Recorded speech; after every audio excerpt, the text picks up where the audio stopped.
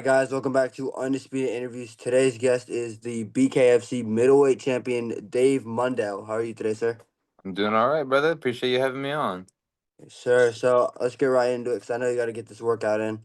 My first question for you is, how did you get into the? I know you did MMA in the past. How did you get into MMA and bare knuckle, and like, what made you decide you wanted to do that as a career? It all kind of stemmed from wrestling. Wrestling turned into doing jujitsu. That turned into kickboxing, MMA. It kind of, snowball effect from there. Just learned I was good at combat sports and just wanted to beat people up. Yeah. So obviously you started out with MMA. What made you go? Okay, I think bare knuckle would benefit me more. I think bare knuckle is just better. Well, when they first came to Tampa, I think that was BKFC 6. Mm-hmm. They had offered me a fight, so I was like, why not do it and just get, another notch on the belt. And then when I actually had the fight, did really well, obviously, and just I just fell in love with the sport right away. It's different, it's exciting, it's fast paced. Shorter rounds feel like it's easier to get ready for, Yeah. and it was like it was built for me. Well, are the nerves different from when from when you're walking out? Are you like less nerves, more nerves? It's always the same, man. Fighting's always a roller coaster of emotions. And sometimes I'll nervous, and other times it's like nothing's even going on. It's just, I guess it all depends on what's going on in your life. And I do a lot Yeah, to make sure that I'm completely ready when I go in there, so that I don't have to worry about them nerves. Regardless of how I feel, I know that I've prepared the way I was supposed to, and we're gonna go in there and we're just gonna work. yes, sir. Like I'm an amateur boxer. I'm getting ready for my first fight. So like, I'm really That's what's nervous up. about it. I'm really nervous about it. So I'm Yeah, like how you putting beat out those everything. nerves is you just don't take no shortcuts, man. Get in there, train, do everything you're supposed to, eat what you're supposed to, wake up at the time you're Yeah, supposed to, have everything, planned out, stick to the plan, stay disciplined, and then when you go in there, everything will just fall into place too. yes, sir. So obviously you said you got offered the Tampa card. You fought in Tampa 4 times in bare knuckle. You're undefeated 4-0 in Tampa. I'm from Tampa. I live in Tampa. Have you heard anything if they're coming back to Tampa? And if so, would you want to get on and try to go 5-0? I would love to fight in Tampa. I love fighting in front of all my people. The energy's unreal, I feed off of that. Um if they I thought they were going to come to Tampa in March, but it looks like they changed that to Philly, or maybe they just moved it down to Miami. I'm not exactly sure what's going on. If they ever came back and they offered me, I would jump on it in a heartbeat, but I guess we'll just have to figure out what happens. You gotta let me know so I can come. You gotta let me know Absolutely. because Absolutely. I saw you at the UFC Tampa, and at first I thought you were I think I seen you with Bryce Hall when I was training Bryce Hall, and I was like, I've seen this dude like in like Bryce Hall's corner when he fought in bare knuckle.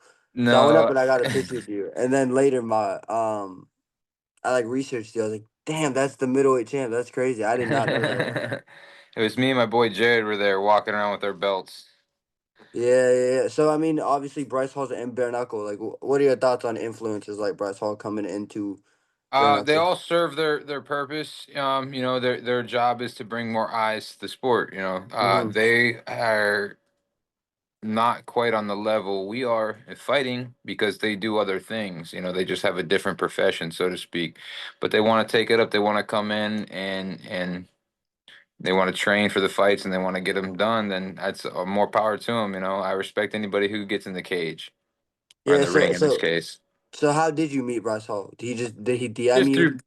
through no, just through BKFC. I've only exchanged a few words with him.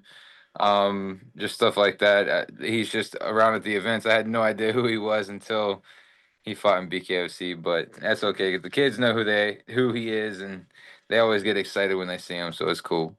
What did you think of his performance? Did you like? Oh, he did better than I thought, or I did. I was surprised. A lot of times people don't have the type of grit that it is required to have in fighting, yeah. especially when they come from being on TV and stuff. But he seemed like a scrapper, so he got some respect on my end.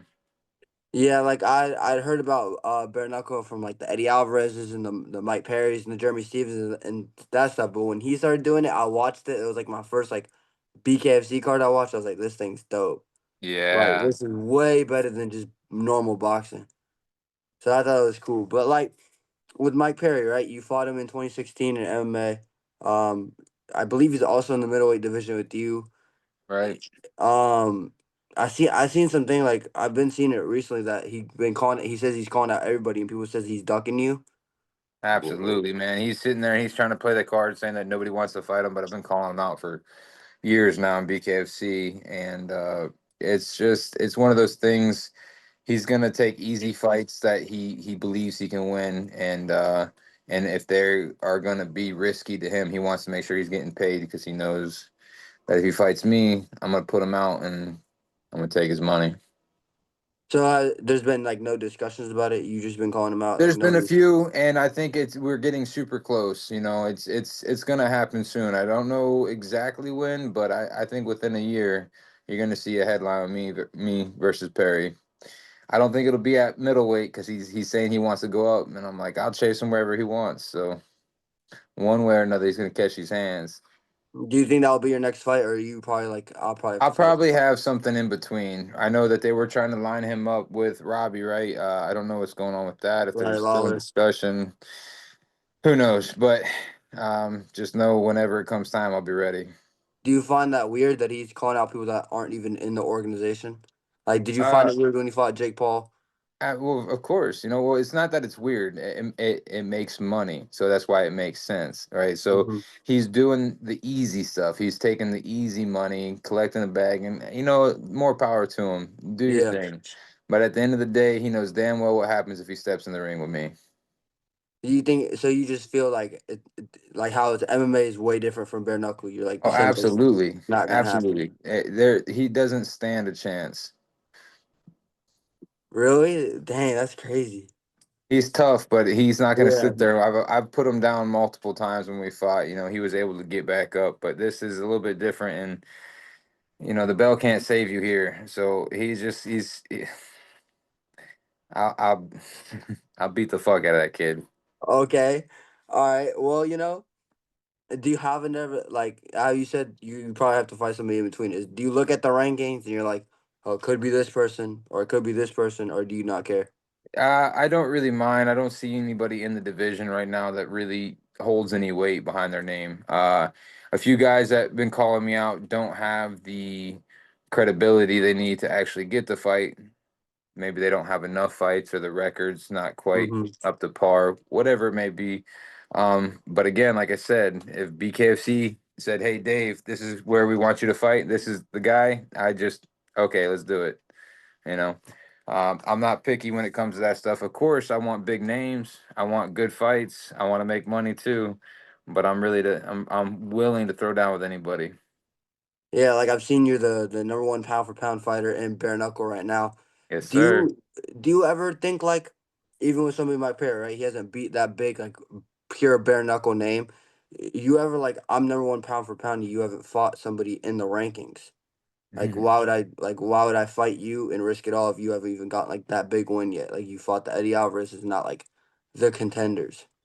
Yeah, it's weird how this is all playing out. It's just that the promotion's so new and it's got to do its thing to grow. And like I said, it makes money, so it makes sense. But it all will change soon, and I'm right up there with him. I'm on his ass, so Do you he'll see be bare seeing me knuckle? soon. Do you see bare knuckle being the thing you do for your rest of your career? Like you don't see yourself going to MMA or boxing, you're just gonna I stick bare really knuckle? don't, man. They take good care of me. I love, the whole organization, what it stands for, what it's about, and it's incredibly fun. So you found out about bare knuckle just because they offered you a fight? They're like, hey, we think you should fight on this Tampa card. That's how you found out about it, or did you watch it beforehand? I know they so this the one that came to Tampa was the first time, so I didn't get no video of anything about what it was, just knowing what they told me, right? It was just bare knuckle boxing. So, but coming from MMA and having like the little gloves on, we get hit with elbows and shins, so it's like it Yeah. can't be that bad. Maybe you get cut a little bit more often because everything that's hitting you is obviously without a glove, but it didn't really bother me, and look where it took me. Yeah, I mean you're unbeaten except for the Hector Lombard loss, and I feel like people do look at it right. Like there's probably some people like, oh, Hector Lombard is old, but he's very experienced. Like if you think back to his UFC days, he's got big knockouts over big people, and even in bare knuckle, he didn't do that bad. Like, do Yeah, you ever want to it's get that one back? I would, of course, I would. Anyone that I've ever lost for, I feel like I should fight again because I got to get that back. That's just the fighter in me. Um, but I think he's probably done scooted out. He got his little bag and he took off. Uh, if we were to run that one back though, that's another one that I would completely run through, especially now with the experience, everything that I've learned. I'd make easy work of him as well. Yeah. So I mean, I know you got to work out, so I got two more questions for you. Uh, you met at UC Tampa. You met one of my teammates, Frank, and y'all Yeah. sparred a couple weeks ago. Yes, sir. Um, I was at a Christian youth group, and I'd opened my phone, and Frank texted me. He's like, "You won't believe who I sparred," and I was like, and I thought he was gonna say like some big pro boxer. So I was like, "Who?" And he was like, "You know that bare knuckle guy we seen at the UFC Tampa fight." I was like, "Yeah, the Mundell guy." He was like, "Yeah, I just sparred him." So like, how did that happen? How did the sparring happen? What was the work like in the sparring itself? Every now and then we go down to another gym, Big O's, and we do some outside work. We go in there and we have a bunch of guys who go in there and we just try to knock each other's head off with one punch, you know. Yeah, So I met your boy Frank. He was my work for the night, and we kept it mutual. But we went in there and we slugged it out, and it was a blast, man. I loved it. He brought a lot to the table, you know. So it was fun to be able to work with somebody my size, and that's when he had told me about you. And so I looked you up. I accepted your question when you asked me if I wanted to do this interview. I was like, yeah, let's get it, dog. Anybody yeah. like for it was for Frank, you know. He came and worked with me, and we're gonna get more work. And I've been trying to work with him. The past 2 weeks have been in Philly, been in Connecticut. I'm back this Friday. I'll see him Friday night. I'll come too then. I'll be There we so down to go. come. Frank Let's told me do to it. come next time, and then I was like, "What happened to it?" He's like, "Oh, he wasn't there, but next time he's there, you can come." So I was like, "Bet." Yes, this Friday. Mark it down. I'll be there. All right, bet I'll be there. What gym is it at? He'll know, but I call it Big O's. I forget what the actual name is. So Big O is the owner. It's like East Tampa Boxing or something like that. Okay. I'm not 100% sure, but Frank will know. All right, bet. My last question for you is, do you have a message to your fans, the supporters that have followed you through your MMA career, your Redneck career up to now, and what can they expect from you in 2025? You know, only big things, and everyone. You know, the only difference between me and them is the time that I've put in. You know, stay disciplined, stay grinding, and it can take you way beyond where you think you could be. Yes, sir. All right, guys. BKFC middleweight champion Dave Mundell, and I think the bare knuckle owner, his name is Dave as well. Yes, sir. Dave Dave, Feldman. let's make Mundell versus Perry in 2025, please. Let's do it. Let's make it. Make All it right, man. happen. All right, man. Appreciate you, Appreciate brother. you. Appreciate your time. Yes, sir.